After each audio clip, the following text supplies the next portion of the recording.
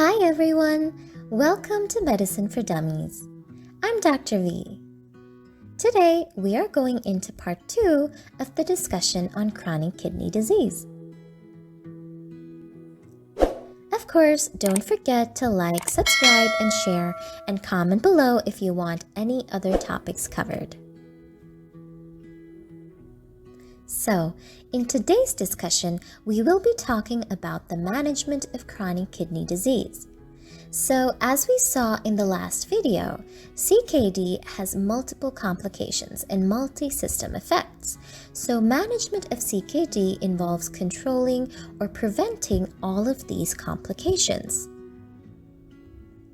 Management depends on the stage at diagnosis. In patients in stage 1 or 2, we look for etiology and start renoprotective measures like reducing hypertension and reducing proteinuria. This is especially evident in children where CKD is usually due to some underlying pathology. In stage 3, where the biochemical abnormalities become evident, we should correct them and any hematological derangements as well. In stage 4, where there is irreversible damage leading to significant effects on homeostasis, we prepare the patient for kidney transplant or dialysis. So at this stage, we may start to look for donors or recommend arteriovenous fistula creation. Stage 5 is where we carry out the transplant or dialysis. There are a few treatment goals that we must focus on when managing a patient with CKD. So, we must control proteinuria with angiotensin-converting enzyme inhibitors and angiotensin receptor blockers, which are also useful in reducing hypertension. We have to control dyslipidemia, so we may prescribe drugs to reduce their synthesis.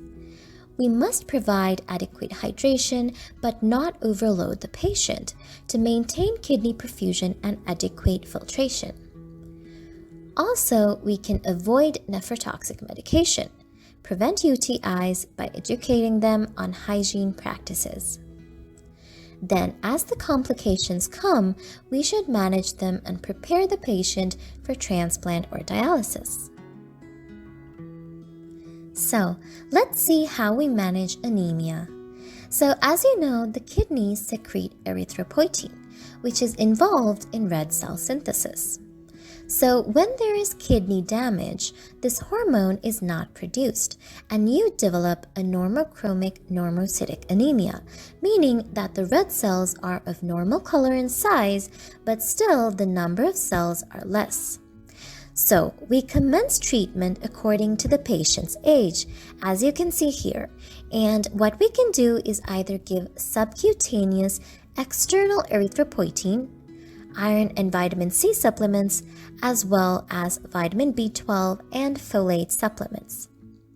It is important to note that we try to avoid blood transfusions in these patients because this will cause multiple antibodies to form in the patient's blood. And when we try and transplant a donor kidney at a later stage, the kidney will be rejected by the body.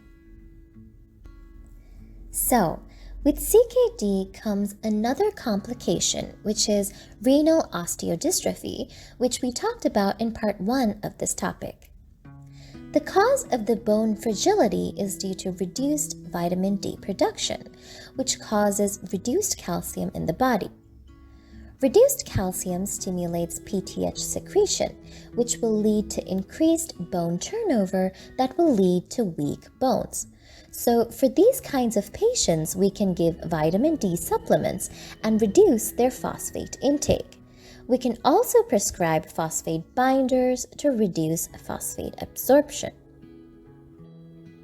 Hyperkalemia is another problem we encounter in CKD patients due to reduced excretion in urine. At very high levels, that is above 5.5 millimoles per liter, there will be ECG changes such as tall peak T waves, wide QRS complexes, and ST depressions. They can also get ventricular arrhythmias and increased PR interval. At the last stage, they will have the appearance of a sine wave. The principles of management are to reduce potassium intake, either by the diet or by drugs, and to reduce the existing potassium levels. We also have to keep a lookout for ECG changes and other metabolic abnormalities that accompany hyperkalemia. In the acute management, we give the patient calcium chloride or calcium gluconate to stabilize the heart muscle to avoid arrhythmias. Note that this step does nothing to reduce the actual potassium levels in the body. The second step is to administer insulin dextrose infusion and nebulize with salbutamol.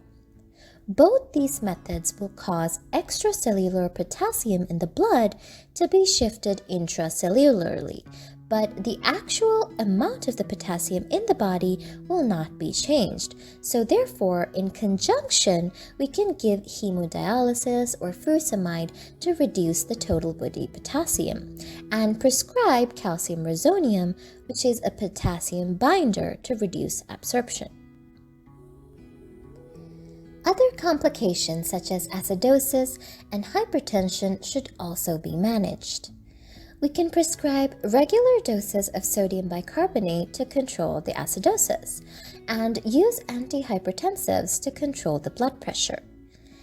Be cautious when using ACE inhibitors and ARBs because it can cause hyperkalemia, even though it is the first-line treatment to reduce proteinuria.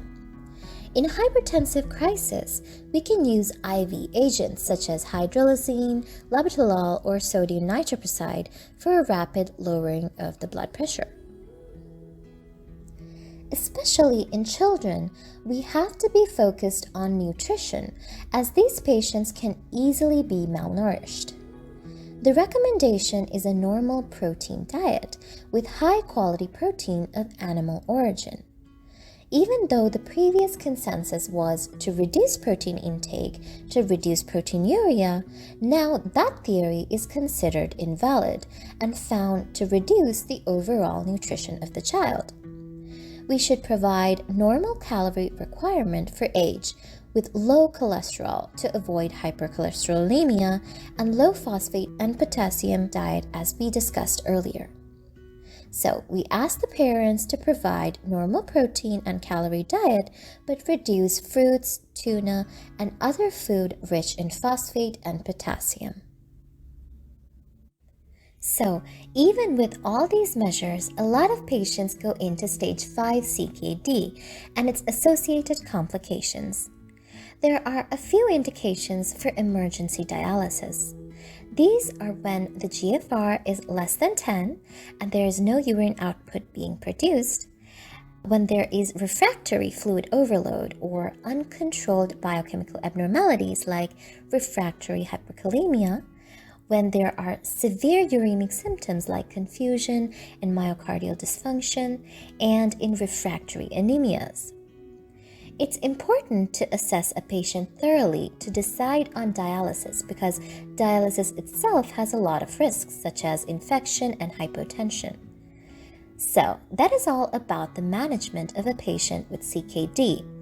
Of course, chronic kidney disease is a much more complex disease and has many more aspects to management, such as improving the quality of life and selecting patients for peritoneal or hemodialysis and assessing patients for kidney transplant, which are beyond the scope of this video. To learn more about simple explanations on different diseases, stay tuned. Thanks for watching!